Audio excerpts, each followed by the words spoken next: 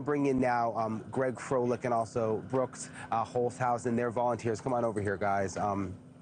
They're volunteers. They're with a search and rescue recovery group. They're also members of actually a social and competitive cooking group in Texas called 300 Justice Road. But it's interesting, this cooking group has sort of now switched into search and rescue. Greg, you know, we've seen the aerial photos. We've seen a lot of video from the ground. But take us into what it's actually like. What is the terrain like? Well, I mean, you got a cliffside on one side of the river.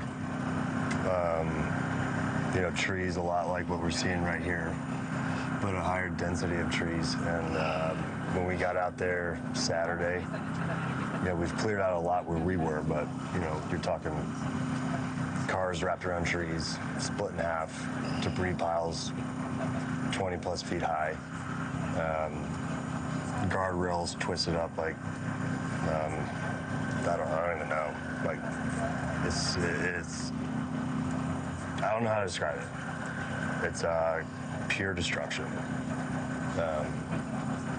You know, and then the amount that this river spread, you know, laterally, you know, usually it's, I don't know, 50 yards.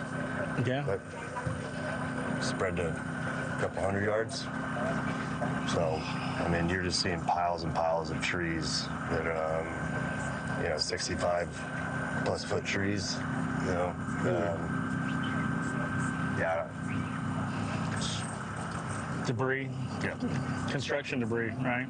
Houses that are decimated by the impact of the power of Mother Nature, right? And then, you know, there's people in there that were in there that night, and you know, so that's what I think, you know, try to get your head around that, right? And just seeing the terrain certainly, and then what's on the terrain now, all the debris, I've been calling them nests, right? Just like huge nests that are big as houses, and you know, our guys are taking those apart to see, you know, what's inside, and try to get the kids home, try to get families, you know, brothers, sisters, uncles, aunts, you know, so many people affected by it. So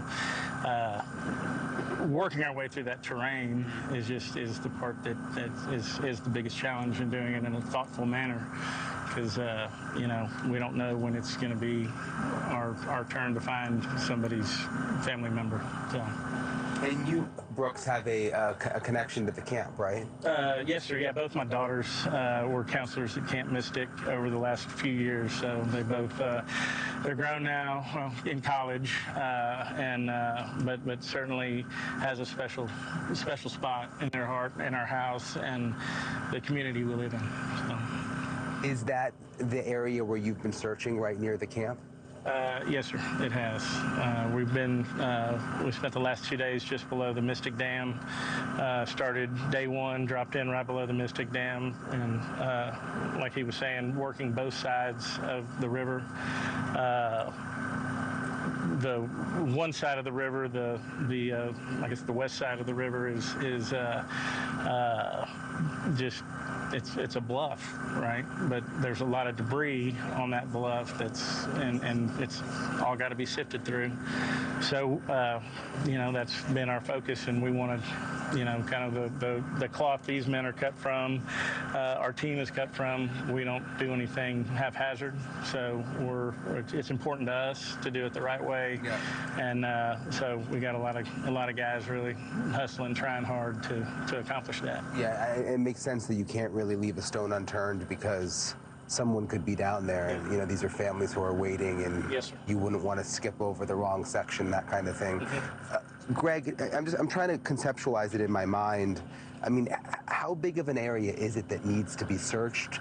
Do you think there's, I mean, are we talking days, weeks more searching? I mean, Well, if you wanted to do it thoroughly, yeah, I mean, it would take months.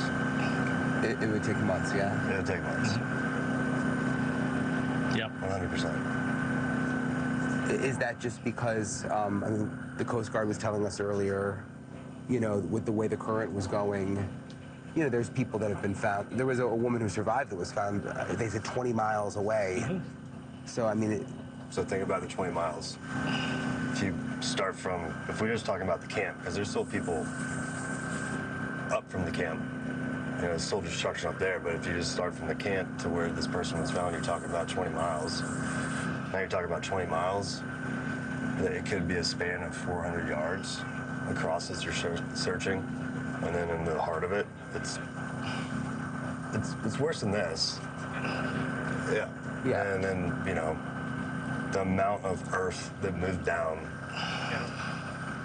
from wherever this started, you know, now you're talking different, the ground is now a different level.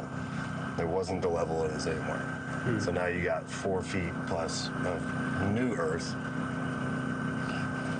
And I think you have another dimension, right? Because now the water's receded, but when that water receded, you could have victims up in the treetops. A fork in a tree that somebody catches an ankle on or a knee, and so the water recedes, but they're still up there. So now it's not just looking on the ground, but we got to look up, you know, because there's those same debris, those nests are elevated as well, and they might be 40 feet above. So, you know, you kind of study that literally with binoculars, you know, where you can peer in there and really get a closer look and do doing the best we can, you know. Where I was yesterday, there was so much mud. I don't know if it was just that certain spot, but there was mud everywhere. Have you encountered that? Is that, do you have to search beneath the mud? I mean, how does that part of it work?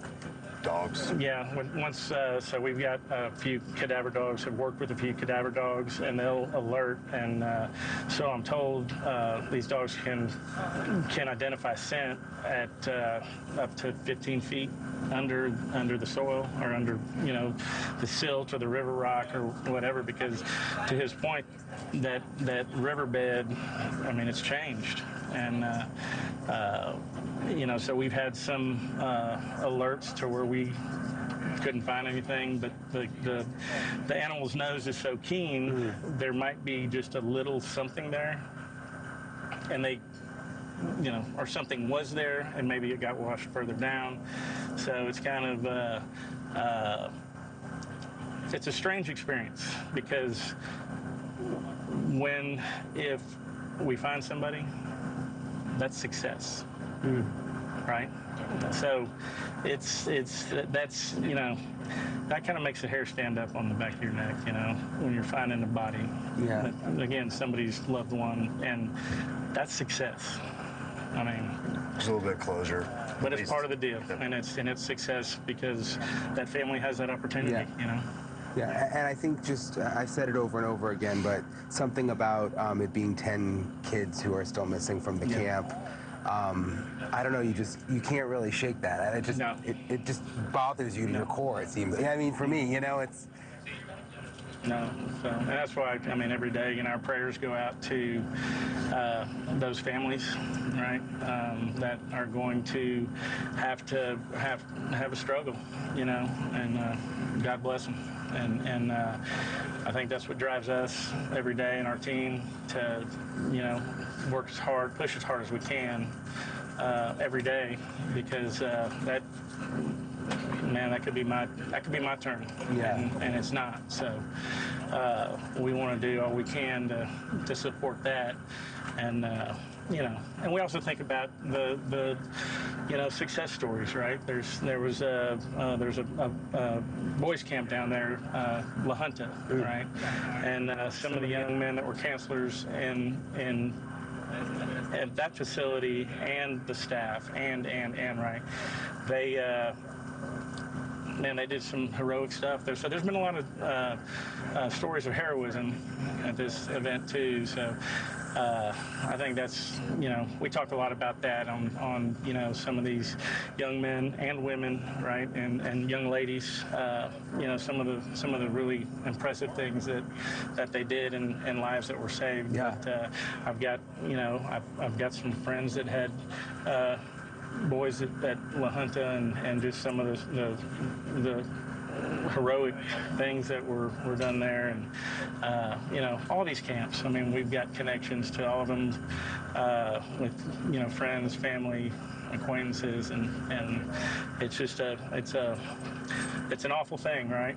Yeah. That so much good comes out of these camps, and now something like this. So hopefully everybody can dig deep and you know, continue the tradition and remember tragic events like this. So Yeah, and I know when you guys are out there during the day and you're probably just focused on the work you're doing, you know, Yeah. you can kind of get in the Yeah. zone, but I think at night you guys got to take care of yourselves too, because that's Yeah. kind of when I'm sure it starts to creep in. So Brooks, thank you so Yes, much. sir. Absolutely. Really a pleasure meeting you, Yes, sir. Greg. Likewise. Thank you guys so much. Thank you for all the work you're doing. I mean, the fact that you guys are just volunteers and out in this all day, every day, it's really says a lot. So Thank you. thank you guys very much. you. Appreciate All it. right. Thank you for watching. Subscribe below and download our NewsNation app right now on your phone, and you will get fact-based, unbiased news for all Americans.